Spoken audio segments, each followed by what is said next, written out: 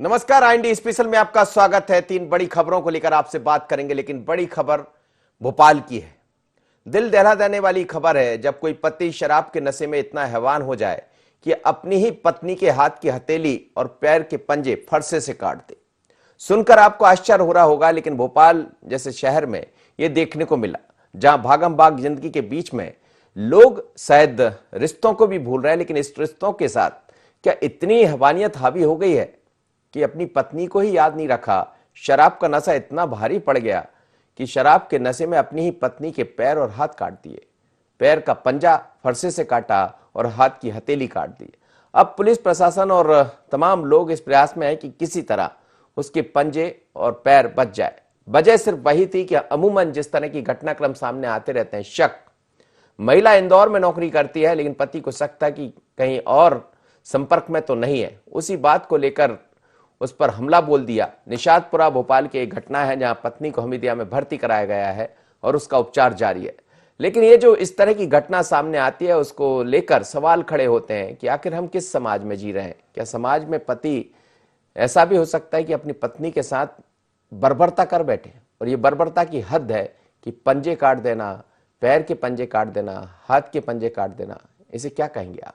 लेकिन ये हुआ है। ये तस्वीर हम दिखा नहीं सकते, तस्वीरें देखकर रोंगटे खड़े होते हैं।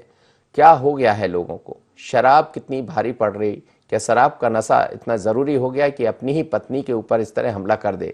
शंका वही थी, चैत्र की शंका थी, और चैत्र शंका में अपनी ही पत्नी पर हमला कर दिया। हमला भी ऐसा कि रूह कांप जाए। चलिए हम दिखाएंगे आपको, वो तस्वीरें आपको दिखा रहे हैं, लेकिन पूरी तरह दिखा नहीं सकते हैं।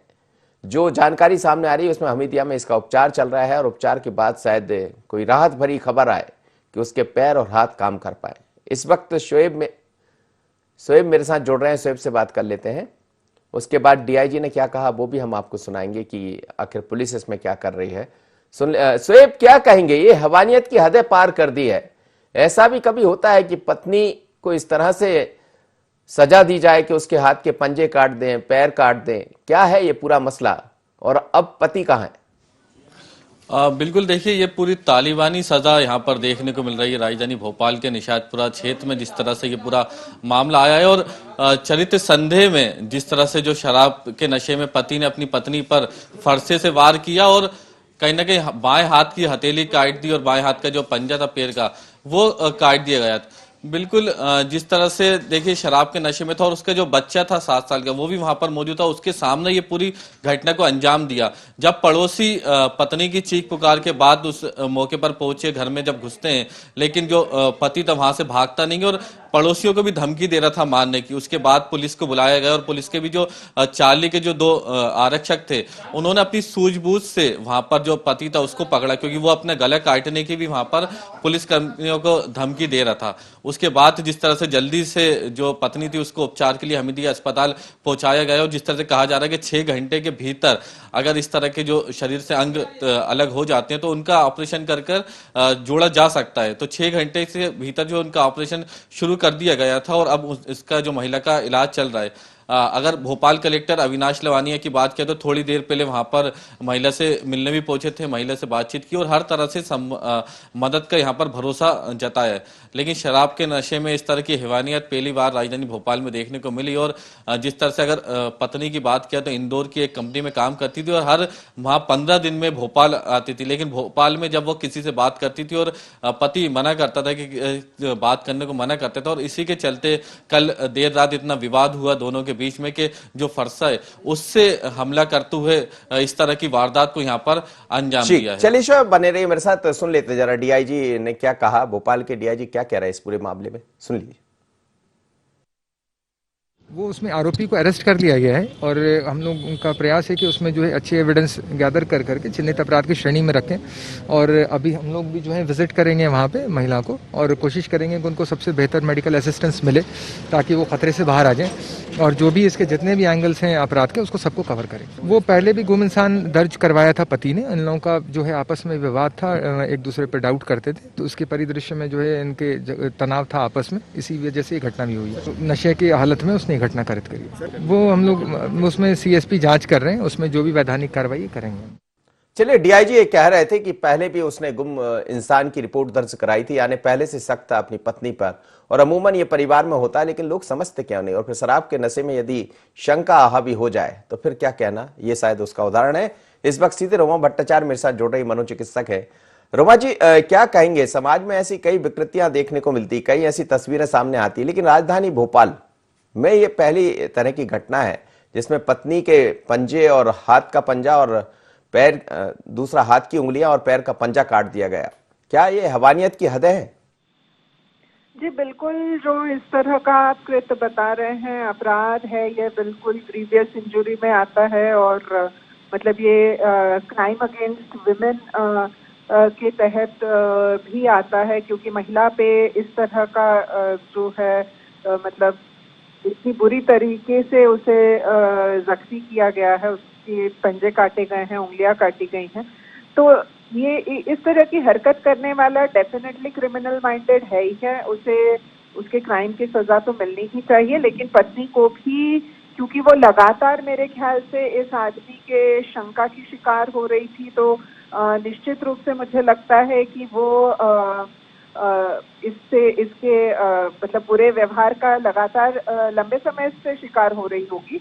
तो फिजिकल इंजरी तो इसको है ही है, लेकिन मुझे लगता है अभी मैं महिला की बात कर रही हूँ कि महिला को इमोशनली भी बहुत ट्रॉमा होगा, वो डिप्रेशन में होगी, वो शॉक में होगी। तो फिजिकल ट्रीटमेंट के साथ साथ उसका मनोचिकित्सक से भी इलाज होना जरूरी है, क्योंकि वो दहशत में जीती रही है। दूसरी बात, ये आदमी ने जो नशे की हालत में भी रहा होगा भले ही, लेकिन उसको ये बिल्कुल मालूम है नशे में है करके उसे छूट नहीं मिलनी चाहिए, उसे बिल्कुल मालूम था। लेकिन क्या नशे में ये सब आखिर कैसे, आप चूंकि मनोचिकित्सक भी है, मन की जो विकृति है, मन की जो भावना है, वो कैसे ऐसे बदल जाती कि अपने ही व्यक्ति, अपनी ही पत्नी की उंगलियां काट देना, पंजे काट देना? हाँ, तो मैं एक चीज यहाँ जो बात करना चाह रही हूँ कि नशे की हालत में लेके हालत में है करके लोग इसमें इनको कंसेशन मिल जाता है इनके पनिशमेंट में, ये नहीं होना चाहिए, क्योंकि इसने जानबूझकर सोच समझकर पत्नी को चोट पहुंचाने के लिए हरकत की है। और जहां तक बात आप कह रहे हैं कि कैसे इंसान के दिमाग में इस तरह की विकृति आ जाती है, तो ये तो निश्चित रूप से वो इंसान इमोशनली डिस्टर्ब रहा हो, उसकी शंका की बीमारी रही है, उसका मद स्वभाव रहा है, तो उसको भी शायद इलाज की लंबे समय से जरूरत रही होगी, नहीं तो इतनी भयानक तरीके से जो है वो जिस वारदात को अंजाम दिया है वो बिल्कुल निंदनीय है और वो पनिशमेंट का हकदार है। लेकिन पत्नी को मॉरल सपोर्ट, इमोशनल सपोर्ट और मतलब ट्रीटमेंट, मनोचिकित्सक से ट्रीटमेंट की भी जरूरत है, क्योंकि वो देखिए किसी की चोट लगने से पैर कट जाते हैं, उंगली कट जाती है, वो एक अलग होता है, लेकिन किसी के अत्याचार से ये होता है तो डेफिनेटली वो औरत मानसिक रूप से प्रताड़ित है और डिप्रेशन में भी होगी। तो उस क्रिमिनल का तो जो क्राइम के अनुसार उसको सजा मिलेगी। मैं जो विक्टिम है, मैं उसके लिए, अभी इंटरनेशनल वुमेन्स वीक चल रहा है, तो मैं महिला पे ज्यादा आप लोगों को गौर करने बोलूंगी कि प्रेशराइज किया जाए कि उसका सही तरीके से ट्रीटमेंट हो, physical and as well as emotional. जी, चलिए, बहुत बहुत धन्यवाद, आप मेरे साथ जुड़े, और सोएब आपका भी धन्यवाद। लेकिन मध्य प्रदेश की भोपाल राजधानी में ऐसी घटना देखने को मिली, ये सामाजिक है, और इसमें पति ने ही अपनी पत्नी को इस तरह वहसियाना हरकत तो कहेंगे इसको, साथ ही तालीबानी हरकत का यदि ये बात कही जाए तो कम नहीं है, क्योंकि पत्नी जो 7 फेरे लगाती, जीवन भर का साथ रहने का वादा करती है, लेकिन शंका चरित्र की जब हो जाए और शराब के नशे में ये कुछ ज्यादा ही चढ़ जाती, शायद उसका उदाहरण ये है। अब सबक किस तरह से पति लेगा, पुलिस ने उसको गिरफ्तार किया है, लेकिन अधिकारियों का यह कहना है कि महिला को जो भी मदद होगी उसको की जाएगी।